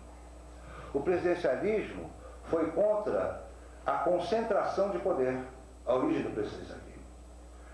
A origem do presidencialismo tem a ver com uma premissa que supõe que quanto mais o poder é concentrado, mais ameaçador ele é. E que, portanto, a defesa do cidadão, a condição que maximiza a possibilidade de que um cidadão fique garantido nos seus direitos e liberdades face a qualquer poder que existir, é dividi-lo. Quanto mais dividido for o poder, institucionalmente, com funções diferentes, maiores serão as chances de que os direitos do indivíduo, que os direitos e liberdades do indivíduo possam ser garantidos pela possibilidade de que, uma vez sendo ofendido por um poder, socorresse de outro. Sendo ofendido pelos dois, socorresse de um terceiro. É o velho Montesquieu. É o poder executivo separado do poder legislativo, separados do poder judiciário. É claro que se dirá, mas isto, a experiência demonstra, coloca problemas de negociação, demora a agilidade de produção de leis, você tem o poder executivo, tem que negociar com o legislativo. Eu não estou preocupado, isso é o problema do político. Quanto mais competição houver, para mim, como cidadão, melhor. Eu não tenho que incorporar os problemas do político. Eu não tenho que incorporar, através do sistema eleitoral, que reduz a competição, como eu já ouvi dos nossos deputados, em vários lugares, uma vez aqui, não aqui, mas no Rio Grande, outra vez em Minas Gerais, no Rio de Janeiro, que não aguentam mais tanta competição. O problema deles, eu não sou político, eu quero quanto mais melhor. Por isso que sou contra a lista fechada também. Porque há várias pessoas, há vários deputados do partido que eu apoio, votando nele, que eu não votaria. Se fosse no meu distrito, eu ia ficar em palco de aranha. Porque eu não quero. Aliás, há vários deputados que eu não gostaria, que eu votaria para deputado, porque eu acho que é combativo, ele tem que ser assim mesmo, chato, não sei o quê, mas não votaria para primeiro-ministro, porque já são outras as qualidades. E eu não vou delegar essa escolha de quem vai ser o primeiro-ministro a estes colegiados. Hoje, nesse país, né, nós temos dois tipos de votos. Nós votamos para a formação do poder legislativo. No outro, nós votamos para a formação do poder executivo. O nome presidente é apenas porque no Brasil o poder executivo chama-se presidente, mas podia chamar outra coisa, né? Então, com um nós votamos no vereador, Assembleia Legislativa, Câmara Federal, perdão, Câmara dos Deputados, Senado. No outro nós votamos prefeito, governador e presidente da República, é que está o Poder Executivo. Eu quero o Poder Executivo separado do Poder Legislativo. Né? E mais, eu gostaria de ter um terceiro voto. Eu gostaria de ter um terceiro voto para, tal como nas cidades americanas, eu votar para a composição do judiciário. Eu gostaria de não de perder um voto, eu quero mais um tipo de voto. Se a condição, nas democracias modernas, continua aceitando a premissa de que o governo é o governo da maioria. A minoria não tem direito de vetar, de impedir a maioria de governar. Agora, a maioria não pode tiranizar a minoria. Fórmulas institucionais existem, podem existir, que eu subscrevo também isso. Agora, isto à parte, eu, do ponto de vista de quem não está no poder, nem nunca vai estar, eu quero ter condição de poder me socorrer quando um direito meu for ferido, a minha liberdade for ferida, sem ter que necessariamente me juntar a eles, ou seja, ser um no poder. Eu quero ser um simples cidadão, mas que o poder não tenha condições de ofender a minha condição de cidadão impunemente. Muito obrigado.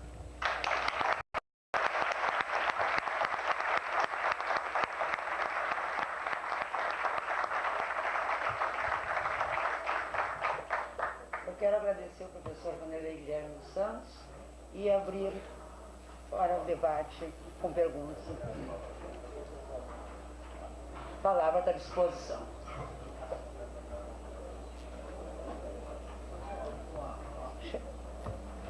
Professor Chéri, por gentileza.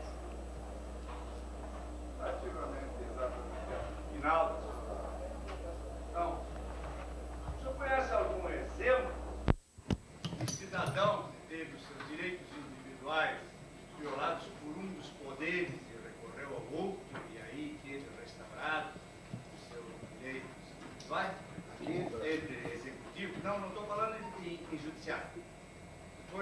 Teve os seus direitos violados, por exemplo, pelo Poder Executivo, e aí recorreu ao Legislativo, para seguir o raciocínio que o senhor colocou. Certamente, vários. Se o colega me dá 5 minutos, eu vou. É a presidente da mesa que fala. Não é me dar 5 para falar, não, me dá 5 para me recordar, porque são vários nos jornais, diariamente, quer dizer, as cartas que se tem, a jornais que se tem a representantes, a deputados, senadores, há vários programas de televisão sobre isso, programas de televisão que ouvintes, telespectadores, telefones, dizendo, aconteceu isso comigo, etc, tal, aconteceu não sei aonde, e o chefe de uma repartição não sei aonde responde pela própria televisão, pela rádio. Os programas de rádio são cheios de programas, são palanques para o cidadão fazer reclamações. Isso está cheio disso. Não sei se era essa a questão. O senhor não tenha sido claro. O senhor colocou, o seu argumento central para ser presidencialista, é que o Poder Legislativo e o Poder Executivo ficam dois poderes totalmente independentes. Não é? E isso garante ao senhor as garantias individuais. Se um dos poderes violar suas garantias individuais, por exemplo, o Executivo, não é? Então o senhor pode recorrer ao Legislativo para restaurá-la e vice-versa. E aí a minha pergunta é se há exemplo em que tal restauração ocorreu de um poder sobre o outro em relação às garantias individuais de alguém. Vários. Vou dar outros, além dos que eu já mencionei, vou dar outros. Quando, por exemplo, se faz como se chama isso? Um viaduto, né? Numa estrada qualquer, né? Ou numa região qualquer, carente sobretudo, que se faz onde o viaduto onde bem entende, onde é mais fácil fazer. E elas reclamam, quantas vezes já não vi os vereadores do Rio de Janeiro lá naquela comunidade, obtendo abaixo-assinado e paralisando obra. Eu já vi isso com a maior frequência. Eu não sei se talvez, por serem questões pequenas, só digam respeito a um cidadão, a meia dúzia de pessoas que não aparecem na manchete dos jornais, essas coisas que aparecem nos jornais, nas páginas internas, sem muita repercussão, e aparecem nos rádios e nas televisões, não chamam atenção. Mas isso acontece todo dia. Até porque, de um certo ponto de vista, você pode falar, é a forma demagógica do violador. Está lá o Alfredo Sirquis, fazendo campanha lá, fazendo demagogia lá por causa da ecologia de não sei de onde. Então, não está percebendo que o outro lado está acontecendo. Ele pode estar fazendo demagogia, mas por outro lado está lá um vereador, é um membro do Poder Legislativo, tomando providência em relação a alguma coisa que foi o Executivo que fez. Não foi o Executivo Federal, não foi o Presidente da República, mas foi o Prefeito do Rio de Janeiro, foi o chefe do Detran ou do Departamento de Estradas e Rodagens do município. Isso é o Executivo. E isso acontece com frequência.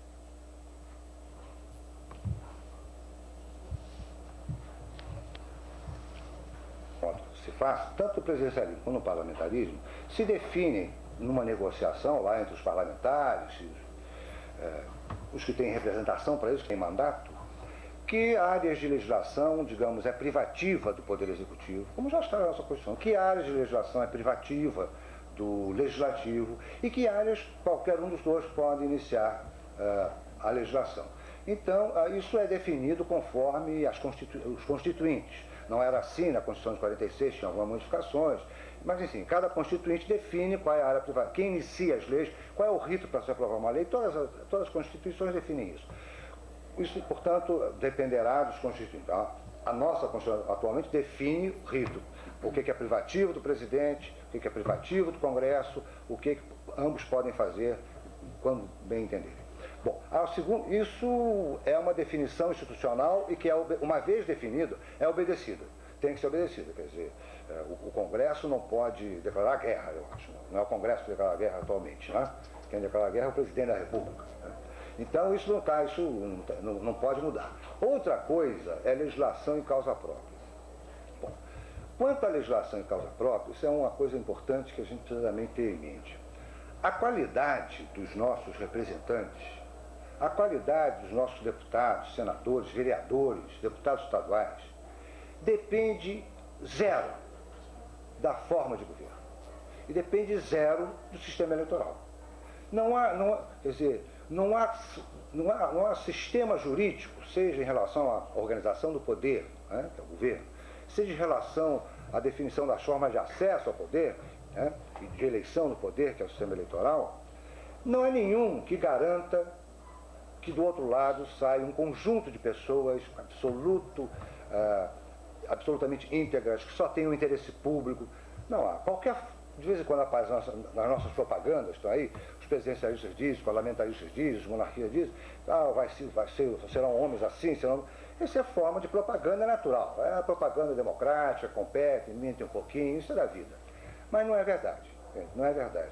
Quem define, quem escolhe, quem determina a qualidade da representação somos nós.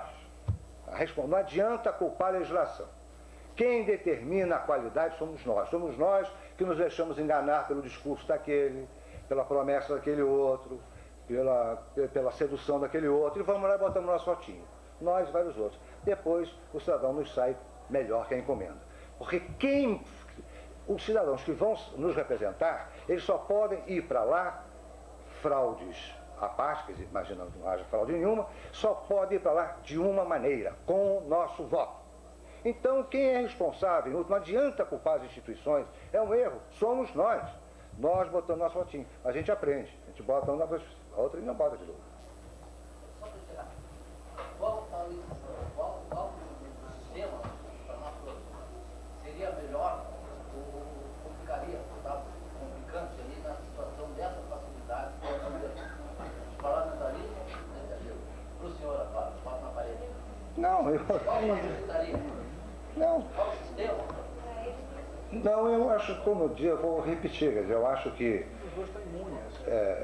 todos os dois têm pessoas boas, de espírito público concorrem e às vezes fracassam, outros não fracassam, quanto também alguns não tão íntegros, também concorrem, alguns não são eleitos e outros são. Não depende do sistema, depende do nosso voto. Pelo meu voto, eu voto aqueles que me parecem que são íntegros, às vezes eu me engano. Professor André. Eu sou presidencialista e por uma razão que me parece semelhante à do professor Vanderlei.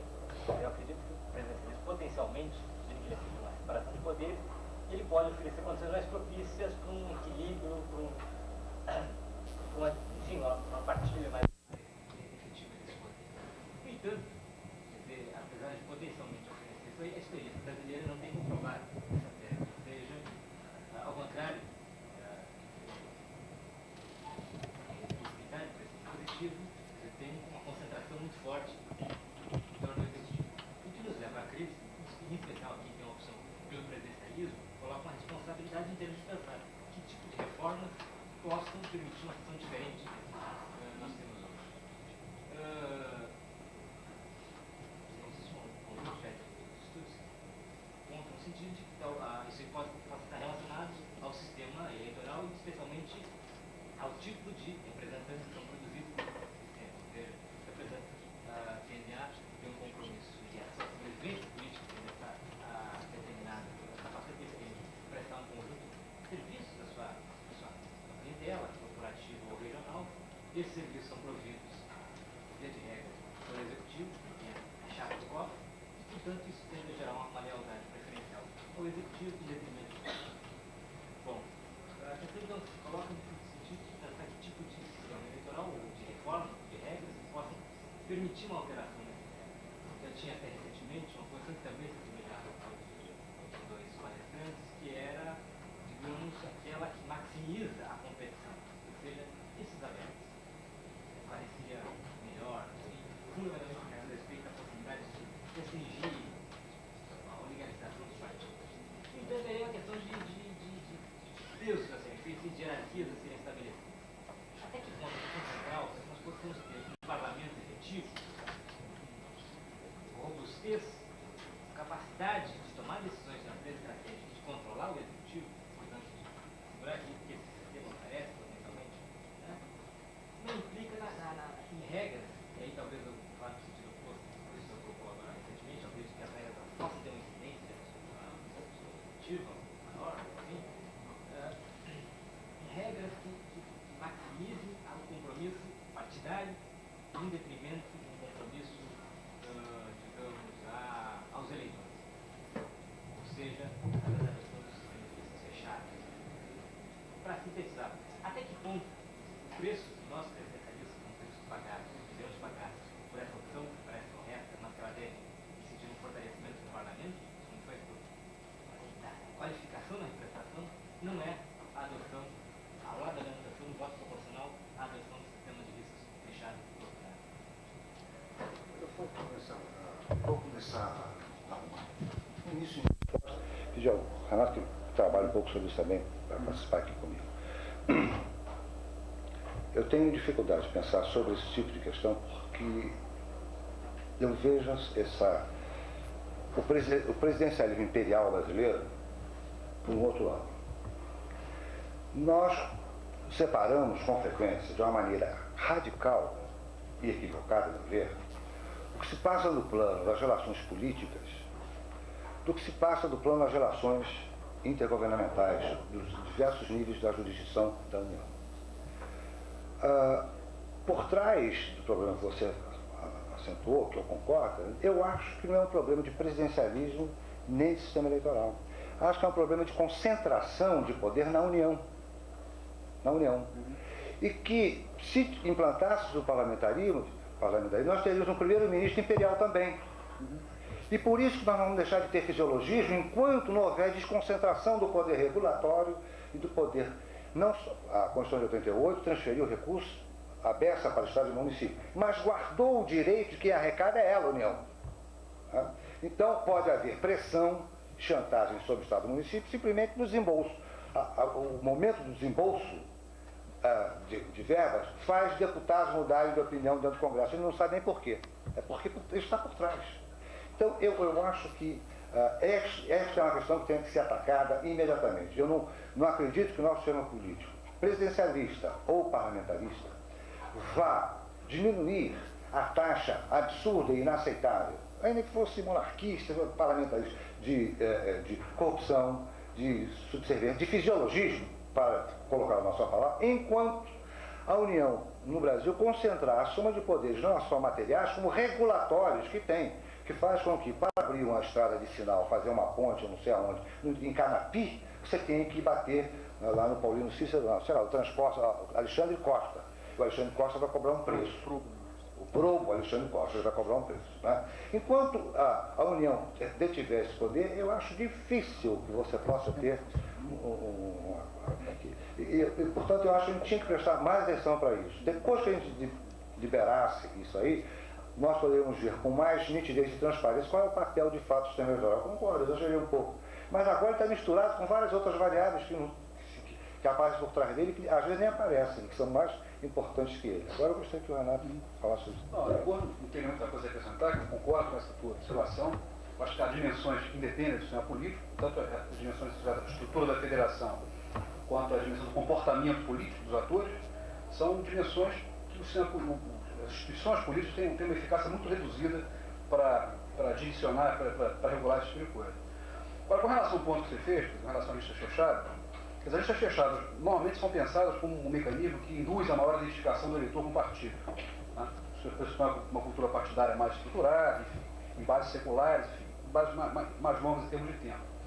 O problema é que isso está associado a um poder de oligarquização muito grande por parte das lideranças partidárias. Né?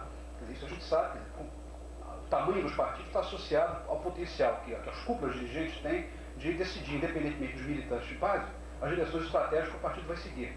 Então a lista fechada é um mecanismo fortemente oligarquizador. Ora, a preocupação mais que relevante, na medida que existem alternativas, né, à nossa lista aberta, que é que tem problemas de desorganização muito grandes, alguns dos quais eu mencionei, mas que não nos levam necessariamente para o extremo oposto da lista fechada. Né? Quer dizer, países de lista aberta hoje, basicamente, são Brasil e Finlândia. O caso brasileiro é mais grave pelo seguinte, porque na Finlândia a opção pela lista aberta foi precedida de algumas décadas de lista fechada. Então, quando eles entraram na lista aberta, as lealdades partidárias não mudaram substancialmente. O socialista continuou votando socialista porque havia uma lealdade histórica construída. Né? Você tem países de lista fechada, Portugal, Israel, Argentina, Uruguai, inclusive chega ao limite de ter lista fechada sob legenda partidária, eu cubro do detalhe nisso, mas você tem certos mecanismos intermediários, no seguinte sentido: o partido faz uma lista, oferece ao eleitor a lista, o eleitor, se quiser, aceita aquela lista, portanto ele aposta na identidade partidária, ou se ele quiser também, ele coordena a lista de acordo com o que ele acha que é mais justo. Bélgica, Holanda, Itália, mais ou menos, vai por aí, Áustria também. Né? Até modelos super generosos, como por exemplo a própria Suíça, onde você vota em qualquer pessoa, ou o Luxemburgo, onde você, num distrito que tem, vamos supor, 15 candidatos, você tem direito a 15 votos. Né? Você pode ordenar seu voto para quem você quiser. Quer dizer, há uma panaceia aí de soluções para isso, mas essa das listas que o partido sugere e que o eleitor pode interferir na ordenação me parece muito interessante, porque ela evita tanto a dispersão, a migração eleitoral da nossa lista aberta, total, e evita a tirania oligarquizante da lista fechada. Quer dizer, são coisas que têm que ser colocadas na mesa para discutir com mais ilustração, né? Para ter uma decisão mais interessante. Partindo de uma colocação dos governos que o eleitor é que não é o problema do sistema, o eleitor é que escolhe mal. Tudo bem, num país em que frequentemente o eleitor tem sido enganado, em que predominam os políticos demagogos. Não me parece que é um defeito grave do sistema presidencial o fato do chefe de governo, justamente num país como esse, não ter responsabilidade política, isto é, o chefe de governo não pode ser destituído porque não está cumprindo com as suas promessas de campanha ou com um plano de governo apresentado à população em cima do qual obteve os votos necessários para ser eleito. Quer dizer, isso no sistema parlamentar facilmente se resolve, no momento em que, porque é uma característica do sistema parlamentar, é a responsabilidade política do chefe de governo, o que não é no sistema presidencial. Quer dizer, a característica do presidencial é justamente o chefe de governo não ter responsabilidade política. Mas me parece que num país como esse, em que a população tem sido frequentemente enganada, nós agora saímos de um exemplo que não precisa mencionar, né, no caso do Collor, né, que no dia seguinte da sua posse fez tudo exatamente ao contrário daquilo que disse que iria fazer e que seu plano de governo prometia. Então, me parece que esse fato, que os chefes de governo não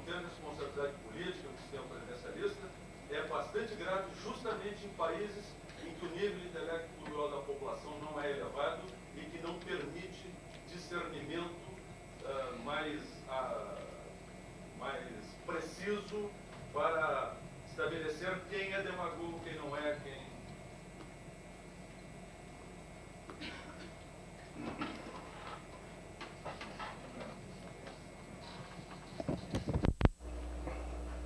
Eu acho que eu tenho dificuldade de aceitar o senhor frequentemente, mas não creio que seja grave isso. Grave é a afirmação de que o presidente não tem responsabilidade. Tem, está definido na Constituição, e foi em nome de um crime de responsabilidade que esse agora foi. Crime de responsabilidade é uma coisa, responsabilidade política é outra. É uma coisa distinta. Responsabilidade política é ter a responsabilidade com as suas propostas, isto é, se obrigar a cumpri-las.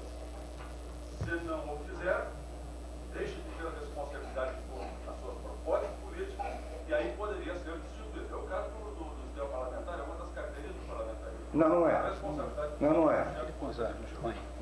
É só um exemplo aqui. Olha, só está propondo um exemplo histórico para a gente poder pensar em termos mais, ter uma referência não tão retórica assim. Muitos anos atrás, o Partido Socialista Operário da Espanha ganhou a maioria na preferência do eleitorado espanhol em cima de um projeto de reformas sociais, de compatibilização do socialismo com a democracia, e levou ao poder o jovem líder, né, o operário Felipe Gonçalves, que foi responsável pelo maior ajuste neoliberal da história da Espanha. Né? Privatizou várias empresas, abriu a Espanha para o capital internacional, integrou a Espanha na Europa. Não estou nem julgando se certo ou errado essa sua proposta. Mas é um líder parlamentarista que fez no poder o contrário do programa do PSOE historicamente apresentado. Quer dizer, a não ser casos escandalosos, quer dizer, não há como você, né, julgar o comportamento a posteriori do mando do Poder Executivo em nome de propostas retóricas colocadas anteriormente. A não ser quando isso é escandaloso. Há uma margem de liberdade enorme, né, entre o programa e a aplicação do programa que existe tanto no parlamentarismo quanto no presidencialismo. Né? Então, acho que a gente, colocando nosso foco de atenção sobre o comportamento concreto, empírico, né, da chefia executiva por parte do primeiro-ministro, você vai encontrar disparidades de comportamento e intenções talvez tão grandes quanto você encontra em modelos presidencialistas. Deixa eu acrescentar um dado, que é o seguinte. É verdade que do ponto de vista doutrinário, assim como o sistema presidencialista, é doutrinariamente afirmado que existe independência de poderes, autonomia de poderes, etc. Na prática, a coisa é muito mais complicada do que isso. Da mesma maneira, no sistema parlamentarista, se afirma que quando o primeiro-ministro viola não sei o que, ele cai, ou quando a Câmara faz não sei o que, é dissolvida, isso é na doutrina. Na prática, também é muito mais difícil. Né? Não é exatamente assim. Vou lhe dar alguns exemplos. Na Alemanha, após 45, houve dissolução de Câmara a cada 19 anos, ou seja, houve uma vez. Na Suécia, a cada 8 anos e meio. Bom, por aí vai. Eu tenho aqui, não vou pegar para... Da mesma maneira, a queda de primeiro-ministro, é muito difícil de acontecer, precisa de muita coisa para acontecer. Em 1986, as pesquisas de opinião já davam a Margaret Thatcher com minoria de opinião dentro do eleitorado conservador. Não todo, do conservador. Mas olha a dificuldade desse eleitorado, que não estava satisfeito com ela, de mudar. Não podia mudar. Porque quando vieram as eleições de 90, eles tinham de eles votavam no Partido Trabalhista, o Partido Liberal, ou votavam no seu partido. Muito difícil. A não ser que chegue uma situação muito complicada, como chegou na França, que todo mundo votou no outro partido, e isso leva muito tempo. Então, os conservadores, eleitores, votaram no Partido Conservador. E eles mantiveram desde 86 a taxa. Só caiu quando ela perdeu a confiança, não do eleitorado, perdeu a confiança da burocracia do partido. Então, aceitando a procedência da sua questão, apenas dizendo que a vida real é mais complicada, tanto num quanto no outro sistema. Um sistema não resolve os problemas do outro. A questão não é bem aí. É a concepção. Nós temos que optar por qual é a concepção de democracia que a gente adere. Eu insisto no que disse. Eu respeito os sistemas parlamentaristas, respeito os parlamentaristas, os seus adeptos, os seus eleitores. Respeito porque acho que o parlamentarismo é uma forma que serve à democracia. Há um certo tipo de democracia. Onde eu discuto, às vezes eu costumo brincar dizendo, nós aqui estamos botando fusca diante dos bois. Eles estão discutindo os instrumentos como se eles garantissem a coisa. Não, qual é o valor que a gente quer maximizar? Eu prefiro maximizar, mesmo à custa de alguma bagunça, demora de fazer leis, etc. E tal, alguns demagogos de vez em quando, prefiro pagar este preço pelo tipo de valor que eu quero preservar. Outros não, outros preferem pagar um outro preço, não esse, por um outro tipo de valor. Eu respeito.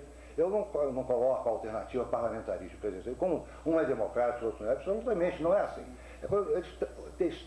Tem concepções embutidas, são engenharia, para usar agora o termo, são engenharia que privilegiam valores diferentes e não que realizem perfeitamente. Nenhuma obra humana, nenhum artefato humano faz direito àquilo que se propõe.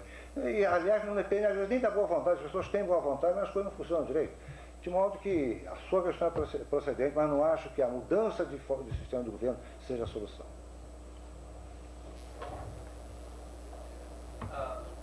Seguidamente, o defensor do parlamentarismo tem colocado a questão da separação de chefe de governo e chefe de Estado como uma questão muito importante e é exatamente o que daria a estabilidade do regime parlamentar. Eu vejo essa questão da separação de chefe de Estado e chefe de governo como uma espécie de resquício, vamos dizer assim, da monarquia.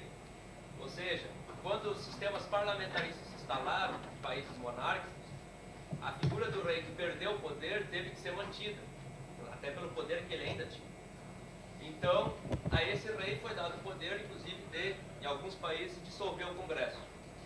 Bom, hoje, deixando de lado a monarquia, os republicanos parlamentaristas usam o mesmo argumento de que é necessário que se separe o chefe de governo e o chefe de Estado para ter estabilidade, dando ao chefe de Estado eleito o poder de dissolver o Congresso e dando a esse Congresso o poder de derrubar o chefe de governo, que é o primeiro-ministro. Eu particularmente acho errado, tanto de um lado como de outro, essa questão de o chefe de governo poder derrubar um Congresso que é eleito diretamente pelo povo, que na verdade está se criando no chefe de governo uma figura muito mais forte do que é o atual presidente, porque ele, além dos poderes que vai ter sobre o primeiro-ministro indiretamente, ele também vai ter o poder sobre o Congresso, ou seja, se cria uma figura que, apesar de estar presa em certas normas jurídicas, vai estar acima de dois poderes, ou dos três, inclusive, e, no caso, teria esse problema. Eu gostaria de uma opinião que não foi tocada diretamente. Qual a real necessidade, que eu não vejo, de existir essa separação entre chefe de Estado e chefe de governo, e até que ponto isso é apenas a manutenção de um símbolo que existia dentro da monarquia, que, por exemplo, na Inglaterra hoje está praticamente fora de uso?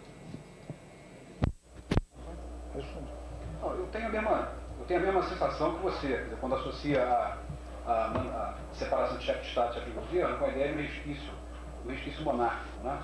Que a ideia é exatamente tentar manter uma figura imparcial, né? Absolutamente neutra até certo ponto, né? Que seja capaz de ter uma função constitucional importante, mas ao mesmo tempo não se envolve no debate apaixonado das alternativas em questão. Eu consigo entender com muita facilidade, mas não concordar, a pretensão monárquica ocupar esse lugar. Isso tem uma história longa na história do pensamento político. A ideia da monarquia, enfim, como alguma coisa que totaliza a nação. Monarca como resumo da nação. Agora, tem muita dificuldade, né, eu acho que você também tem, compartilha a sua dificuldade, em associar essa separação entre chefia de governo e chefia de Estado com a ideia republicana, né, com a ideia de que todos os cargos relevantes têm que estar colocados sob disputa.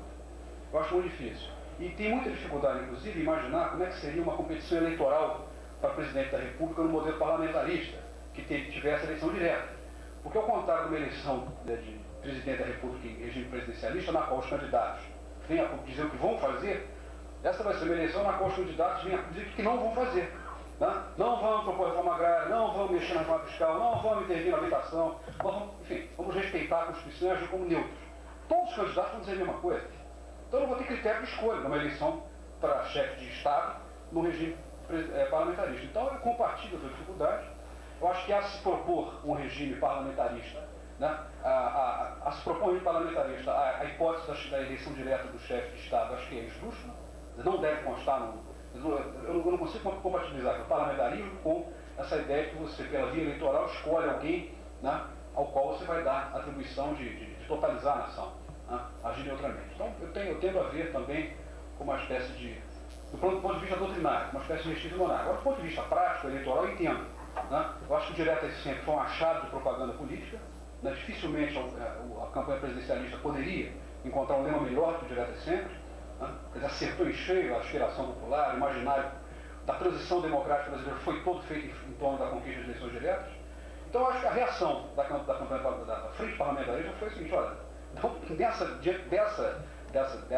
dessa ofensiva presidencialista, não há a menor condição de se propor um modelo parlamentarista tal como deve ser. Então, cede-se na questão do presidente eleito. Então, acho que tanto tem o problema do resquício, do ponto de vista doutrinário, como tem o problema também da tentativa de se adaptar, né, a um quadro de disputa, né, cuja primeira cartada foi dada pela campanha presidencialista, então da ideia do direto e sempre. Quer falar? Não. Tem uma questão bem simples para colocar aí para os professores. Dentro desse circuito institucional, com duas frações dessa caça dominante, estão disputando o poder, no caso os parlamentaristas, os presidencialistas, que papel vocês atribuem ao movimento popular organizado no sentido de neutralizar esse tipo de coisa? Que é uma disputa meramente institucional, meramente dentro dessa concepção burguesa, enfim, de poder, não chamo nem de democracia. Não tanto com relação a essa disputa conjuntural entre parlamentarismo e presidencialismo, mas sobretudo no episódio da revisão constitucional, que eu acho que é muito mais grave, entendeu? Eu acho que os conservadores, constato que os conservadores querem varrer da Constituição muitos direitos que sequer foram regulamentados. E qual o papel que vocês atribuem ao movimento popular organizado numa tentativa de se contrapor a essa manobra dessas duas frações das classes dominantes? Só isso.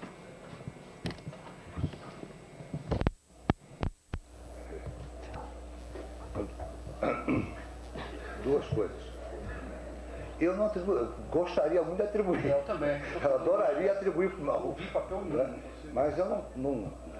Quem pode atribuir papel aos movimentos organizados da sociedade são eles próprios, em primeiro lugar. Segundo, o Poder Judiciário. O Poder Judiciário é o último poder nesse país que está precisando de uma sacudidela.